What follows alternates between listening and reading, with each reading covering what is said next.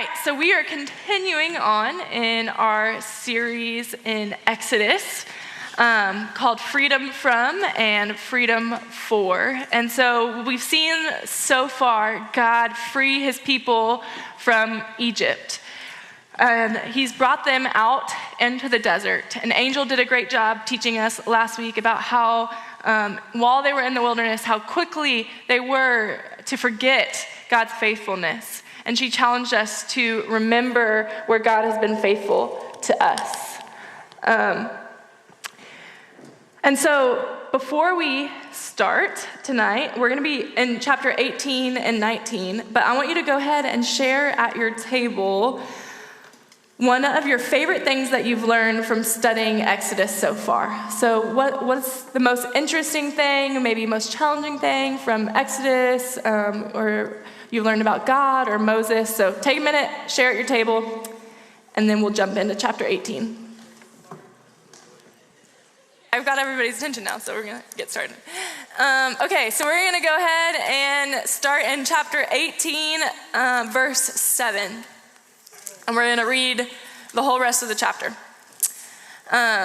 So what is happening here is Moses and the Israelites are in the wilderness, and Jethro, Moses' father-in-law, is coming to greet him and bring his family back to him in the wilderness. Okay, so picking up in verse 7. So Moses went out to meet his father-in-law and bowed down and kissed him. They greeted each other and then went into the tent.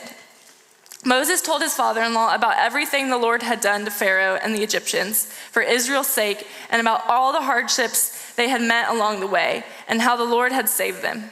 Jethro was delighted to hear about all the good things the Lord had done for Israel in rescuing them from the hand of the Egyptians. He said, "Praise be to the Lord who rescued you from the hand of the Egyptians and of Pharaoh, and who rescued the people from the hand of the Egyptians. Now I know that the Lord is greater than all other gods, for he did this to those who had treated Israel arrogantly." Then Jethro, Moses' father-in-law, brought a burnt offering and offered sacrifices to God. And Aaron came with all the elders of Israel to eat bread with Moses' father-in-law in the presence of God. The next day, Moses took his seat to serve as judge for the people, and they stood around him from morning till evening. Then his father-in-law saw all that Moses was doing for the people, and he said, What are you doing for the people? Why do you alone sit as judge while all these people stand around you from morning till evening? Moses answered him, Because the people come to me and seek God's will. Whenever they have a dispute, it is brought to me, and I decide between the parties and inform them of God's decree and instructions. Moses' father-in-law replied, What you are doing is not good. You and these people who come to you will only wear yourselves out. The work is too heavy for you. You cannot handle it alone. Listen now to me, and I will give you some advice, and may God be with you. You must be the people's representative before God and bring their disputes to him. Teach them his decrees and instructions, and show them the way they are to live and how they are to behave. But select capable men from all the people, men who fear God, trustworthy men who hate dishonest gain, and appoint them as officials over thousands, hundreds, fifties, and tens. Have them serve as judges for the people at all times, but have them bring every difficult case to you. The simple case they can decide themselves. That will make your load lighter because they will share it with you. If you do this and God so commands, you will be able to stand the strain, and all these people will go home satisfied.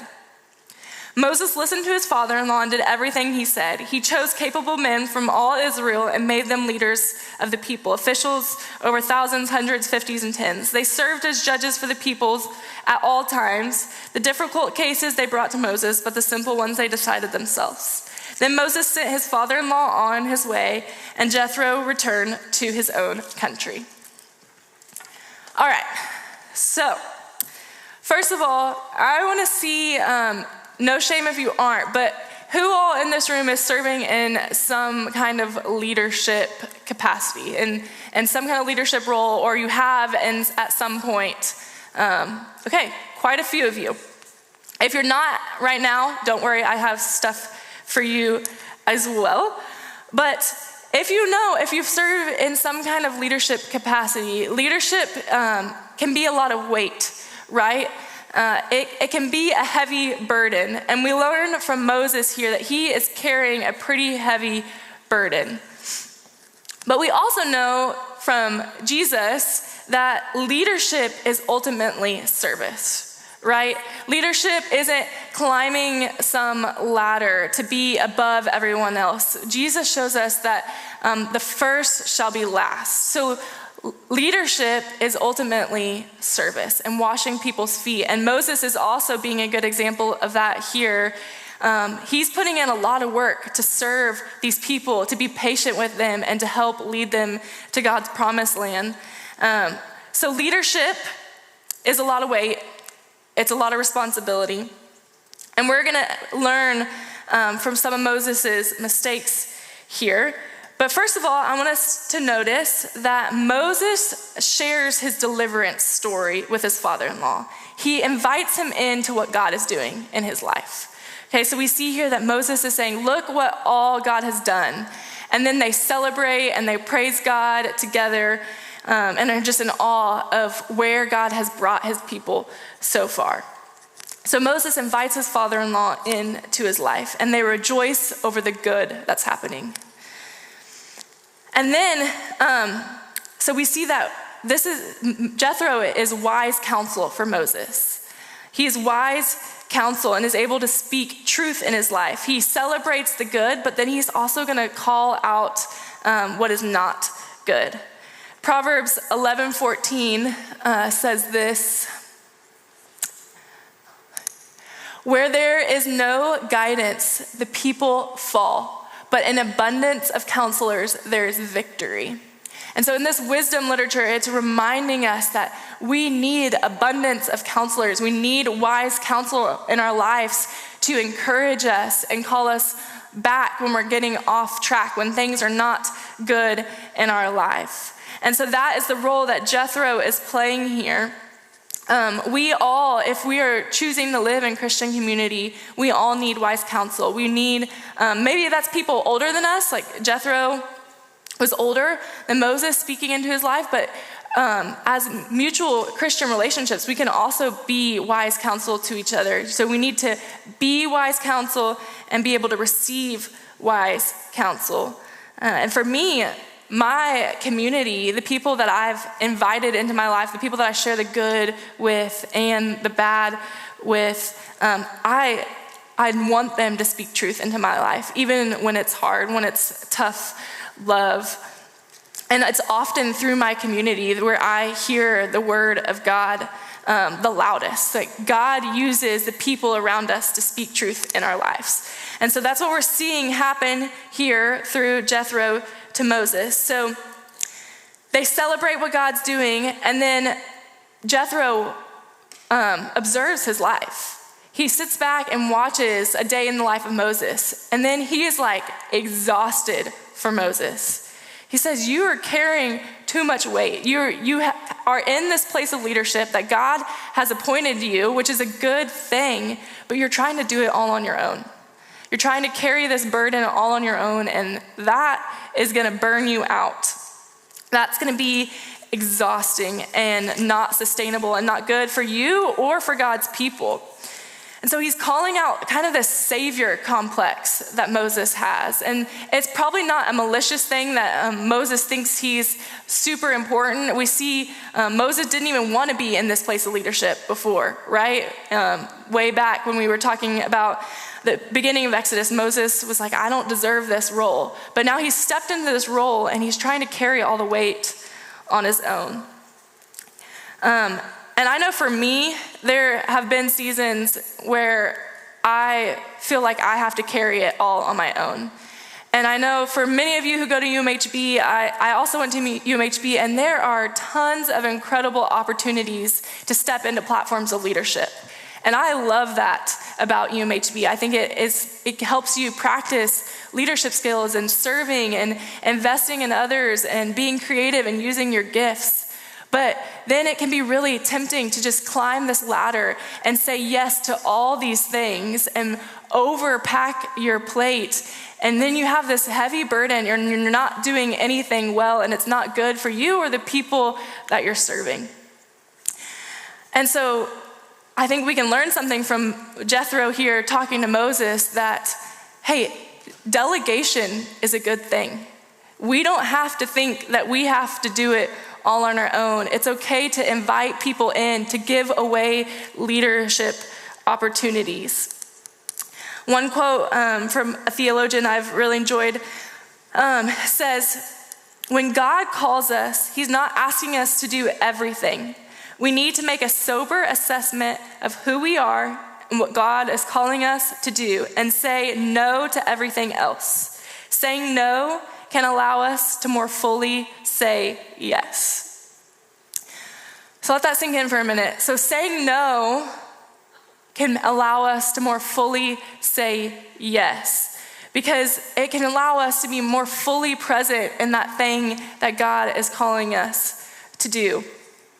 For me, at UMHB, my freshman year, got really involved in Young Life and loved it. Any other people involved in Young Life in here? No one? Okay, well, go Young Life, it's awesome. Yeah. So I got really involved in Young Life. I was very invested there, and then I also joined the leadership team here at Vista. And I tried to do both for a while and then just felt this tension of being tugged in two different heavy directions. And I had to really pray about it and eventually felt released from Young Life. And God was saying, I need to say no to that so I can more fully say yes to being here and investing in my church community. And so saying no is not a bad thing because it can allow you to say yes more fully to something else. And I also to add that saying no can allow others to step into their calling. Because if you try and do everything, it's taking up space for God to give other people opportunities to serve. And so Moses also gets to learn that here. Jethro encourages him that he should appoint people who fear God and are trustworthy. People who fear God and are trustworthy. And we've talked about fearing God a little bit earlier on in the semester, but that doesn't mean like this scared, not wanting to be in relationship with God, like afraid of him. It's this reverent respect, a respect that changes us, I think is one of a helpful way to put it, a respect that changes us. And so, do you respect God, and does it change the way you live? And then are you trustworthy? And if that's you, and I hope that if you have accepted Jesus as your Lord and Savior, that you are working on fearing the Lord, respecting him, and allowing that to change your life, and that you are a trustworthy follower of Jesus, then you can also step up. You are the people that Moses needed to step up and help bear some of that weight. And so if you are not bearing some weight, if you're just a consumer on campus or in your job or here at church, find a place that you can say yes to and use your gifts and serve. But delegation is such a good thing, and we don't want to overcommit ourselves and experience burnout. And then I also want to notice here that Moses receives this correction humbly.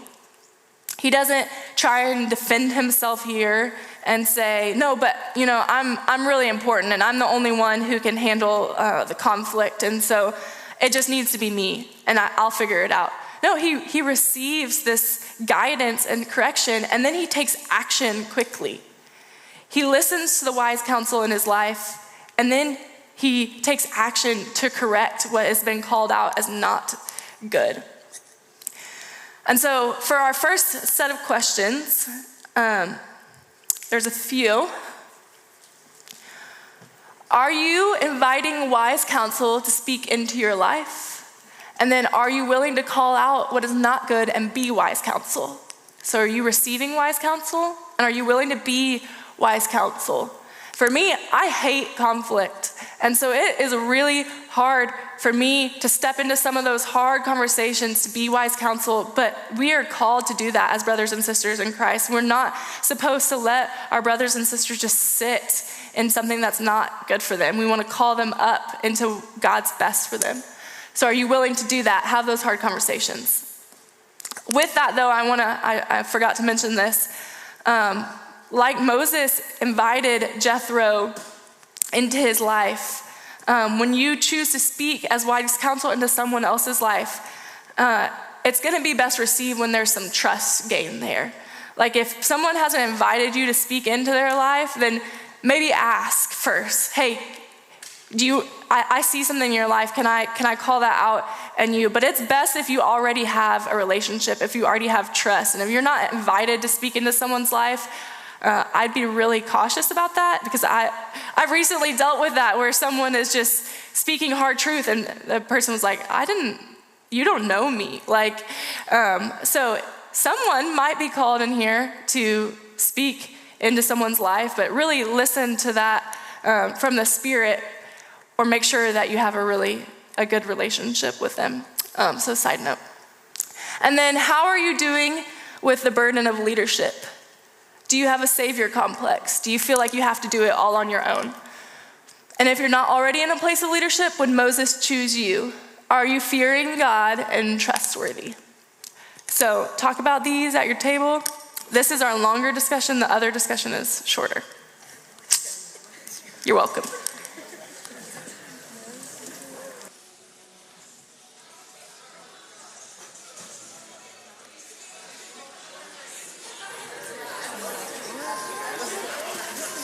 All right, are we ready to keep going? Okay. So now we're moving on to chapter 19. And this is a pretty big turning point here. So far, we've been learning about how God freed the Israelites from Egypt. Freedom from. And now we're going to focus more on the freedom for worship and God getting the Egypt out of his people. Okay, so we've gotten this people out of Egypt, and now this next half of Exodus is getting Egypt out of Israel. I think we have a map up here just to give you a little overview of where we've gone so far.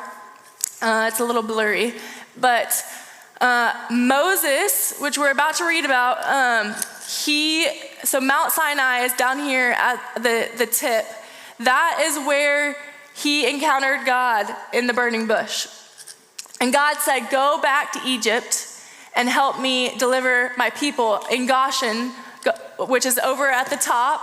So they've journeyed all the way down, crossed the Red Sea, and come down, and now they're at the foot of Mount Sinai, which in Exodus 3:12, if you want to turn there real quick.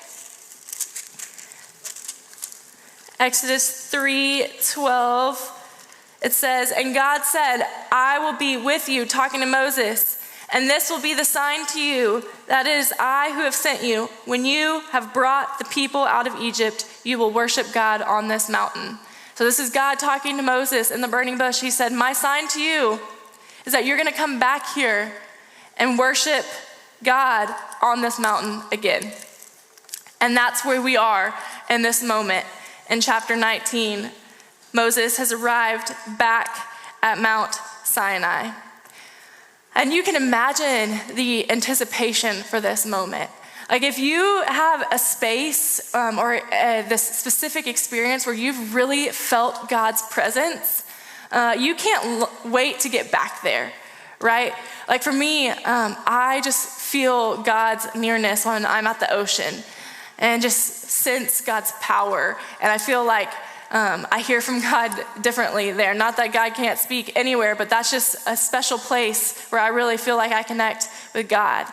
So maybe you have that place. Maybe it's somewhere out by the lake, or maybe for you it was an experience that you had at Passion or at at camp, like wherever that is for you, you're probably excited to get back. And that's kind of where Moses is at. He's excited to get back to this place where he experienced God. Okay, so we're gonna start in verse 3 and read verse 3 through 8. It says, "Then Moses went up to God, and the Lord called to him from the mountain and said, 'This is what you are to say to the house of Jacob, and what you are to tell the people of Israel. You yourselves have seen what I did to Egypt, and how I carried you on eagle's wings and brought you to myself. Now, if you obey me fully and keep my covenant, then out of all nations you will be my treasured possession. Although the whole earth is mine, you will be for me a kingdom of priests, a holy nation. These are the words you are to speak to the Israelites.' So Moses went back and summoned the elders of the people and set before them all the words the Lord had commanded him to speak. And the people all responded together, 'We will do everything the Lord has said.' So Moses brought their answer back to the Lord." Okay, so what we just read here is considered the Mosaic or the Sinai covenant. And what a covenant is this formal and permanent agreement between two parties. And so the most applicable example of that we have in our culture is marriage, right? That we have this covenant relationship that two people decide to enter into on their wedding day. Justin was back there, I think he already left, but I officiated him and Abigail's wedding not too long ago, and they both said, "I do commit to having you from this day forward, for better or for worse, for richer or poor, in sickness and health." All the things. They entered into this covenant relationship by choice. And so we see God reminding his people that I am inviting you into this covenant relationship with me. And this here is not a new covenant. It's a continuation of the covenant God made with Abraham back in Genesis 16 and 17. If you want to go familiarize yourself with that, you can go back and read it there. But Scott McKnight says this. He says, "The Sinai covenant extends to all Israel, the covenant relationship established by God with their fathers, Abraham, Isaac, and Jacob, expressing the concrete mutual commitments that are necessary and appropriate now that this family of 70 has become a great nation." So in Genesis, God promised Abraham that in this covenant he was making with him, he was going to bless him with a great family that was going to become a nation. And now that's happening here. And so this is a continuation. God is inviting this whole nation now into this covenant with him. So before I talk a little bit more about this verse, I want y'all to read it again at your table, chapter 19, 4 through 6 specifically. And I want you to talk about what do these few verses teach you about God and his people? What do you think God is trying to teach his people in these words that he's given Moses to speak? So y'all talk about it for a few minutes.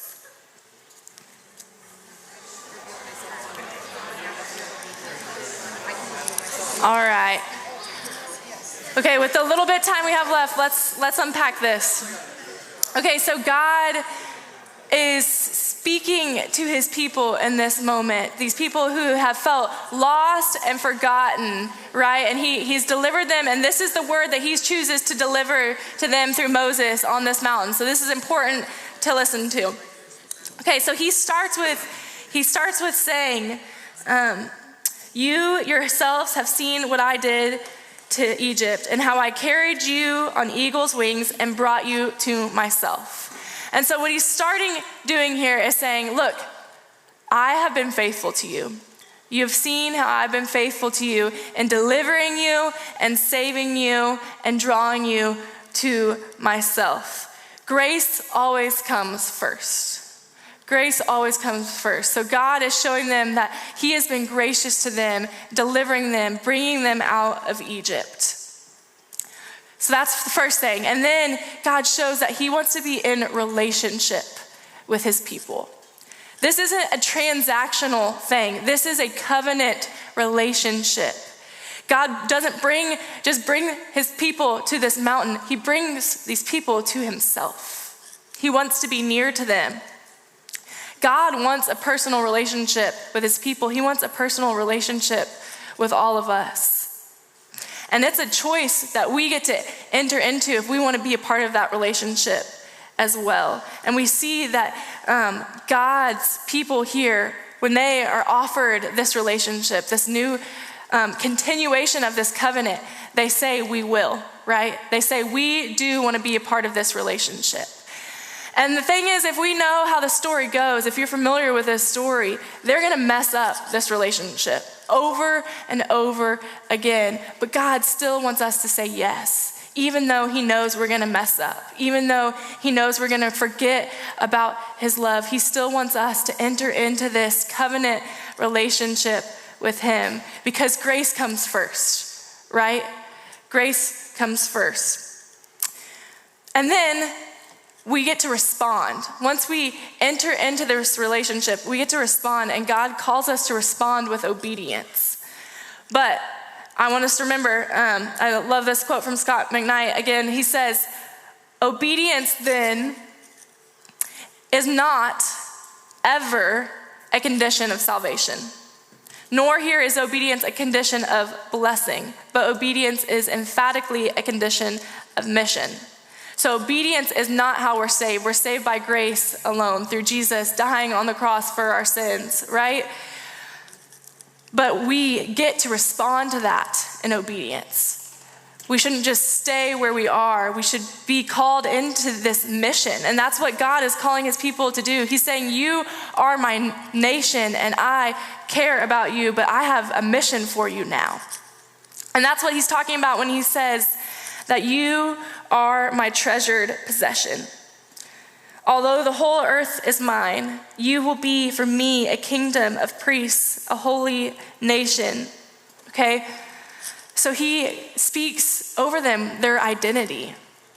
They were slaves. They didn't feel like they were worth anything.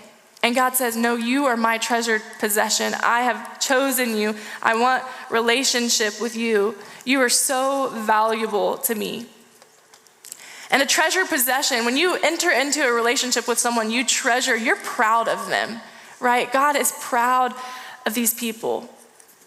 He is excited to be in this covenant partnership with them. 1 Peter 2, 9 through 10, which Audrey actually read for our thanks prayer in the essential prayers, and we didn't plan this, so I think this is really cool that the Spirit put that verse on her heart, is Peter saying the same language to Jews and Gentiles now, because Jesus came to save all people and draw all nations back to himself. Peter is reminding both Jews and Gentiles, but you are a chosen race, a royal priesthood, a holy nation, a people for God's own possession, so that you may proclaim the excellence of him who has called you out of darkness and into his marvelous light. For you once were not a people, but now you are the people of God. You had not received mercy, but now you have received mercy. And so just like God was talking to his people here, saying, you are my prized possession, it's not just about the Israelites anymore. It's for all people. It's for all of us. God is speaking over us that he delights in us. We are his treasured possession. That's our identity. So it's important to know that you are loved and treasured by God. That's your identity. You are his son and daughter. And then with that, there is calling. There is mission. We get to take part in God's mission here on earth, and that is to be a part of this kingdom of priests, or this royal priesthood. And what that means, well, first of all, what does a priest do? In the Old Testament, what roles do priests carry? Anyone? Leading the church, yeah. They serve as leaders. What else? What else characterizes a priest? Sacrifices, yeah, they help people worship. Oh yeah, they help go between, so they create spaces. She said confessions, they create spaces for people to encounter God. And like Ali said, they're leaders, so they lead by example, right? So I think for our purpose, a priest, for our understanding, we should see priests as people who live by example and then create spaces for people to encounter God. And because of Jesus, the great high priest, he invites us now all to take part in his mission on earth, and we are all called to be priests. We're all called to be pastors, to lead by example, to be a light and show the ways that Jesus lived. And then to create spaces for people to encounter God, to help people build relationships with God. That is what we are called to do. When we receive this covenant relationship, when we decide to enter into this relationship and receive the grace given to us, we don't just keep it to ourselves. We go out and are priests to everyone around us. That's pretty cool, right? That we get to take part in this mission. And I'm so thankful that we get to be a part of this mission here on earth. And we should take this calling seriously. And God is going to use his people here to draw people to himself throughout the Old Testament. And then, so we don't have time to keep reading the rest of the chapter, but what happens here is they're going to experience God in this mighty way. God's going to come in fire and smoke and this cloud, and it's going to cause the people to tremble. And if you've ever experienced God's power, you feel just the excitement, maybe jittery. I know the most recent time that I experienced God's power was I felt like he called me to be wise counsel to someone and to speak truth into their life. And I was terrified to have this conversation, but I just felt like God took over my tongue and was able to speak through me, and I don't even know where the words came from. And afterwards, I was just like, oh my gosh, I've just experienced the power of God. And so I want you to think about, maybe read this if you haven't read it already, but when have you experienced God's power, and does it cause you to tremble? And then, so next week, we've now, they're at the bottom of Mount Sinai. They're hearing from God, and then Moses is going to go back up the mountain to receive the 10 Commandments. And so, not next week. Next week is spring break. Y'all are all like, I'm not going to be here next week. Enjoy your spring break. But then after that, Rory, who is a professor at UMHB, he's a professor in what?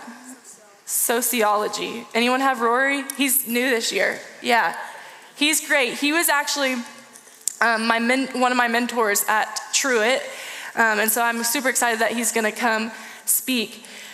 But we're getting to some exciting parts of hearing what God has for his people and retraining their identity and calling them into this mission he has for them. So I'm going to pray for us, and my prayer for you would be that you would really think about how you can live and be a part of this mission to be an example. How can you better represent Jesus? And how can you create spaces to experience relationship with him? Let's pray together. God, thank you for your word. Thank you for using your servant Moses. Thank you for the way you spoke to him on this mountain, and that you encouraged your people here, and you are still encouraging us through this word, and that we get to be a part of this covenant relationship with you. God, I pray that you would be with us, that we would experience your nearness, and that if any of us in this room see our relationship with you as transactional, that you would just shift that into a relationship, that we would long to delight in your presence.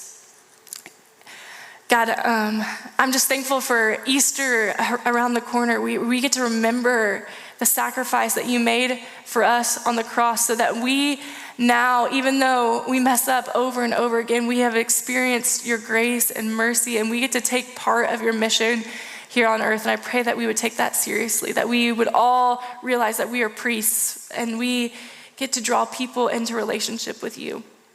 Lord, I pray specifically over people in this room and at UMHB going on beach reach next week, that you would just be with them as they get to share your love and share and help create spaces for people to experience you. Pray for all of us as we go out into our jobs or on vacations, go to our families, that you would create spaces for us to draw people deeper into relationship with you. Lord, I pray for rest over everyone in this room, that we would be able to finish this week strong so that we can rest and just stop and delight in your goodness. And we love you, and we're thankful for you, and it's your name, amen.